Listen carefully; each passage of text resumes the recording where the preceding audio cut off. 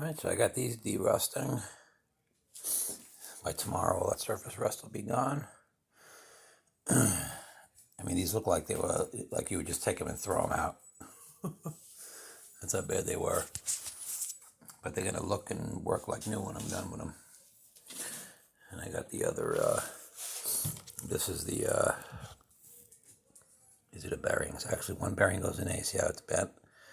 It bent and the bearing popped out and fell out. You know, it was lost, who knows, long ago. And this one was still in there.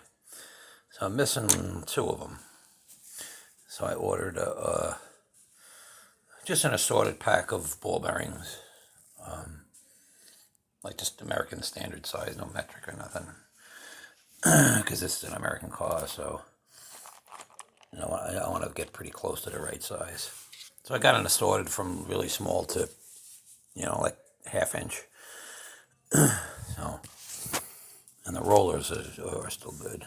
You can't really see them down there, but they're just cylinders actually, and they lay down there and they just roll. And this, it's a pretty brilliant way to do it. So I'm restoring these. I'll be done and painted, I don't know, by the weekend probably. Do all 4 of them. I even shine that up. Well, I put some of the asphalt on it, so I kind of dulled it, but I had it. This is actually shiny. Because I wanted to, that's why. Why are you shining a spring that you're never going to see? I did those too. So, okay.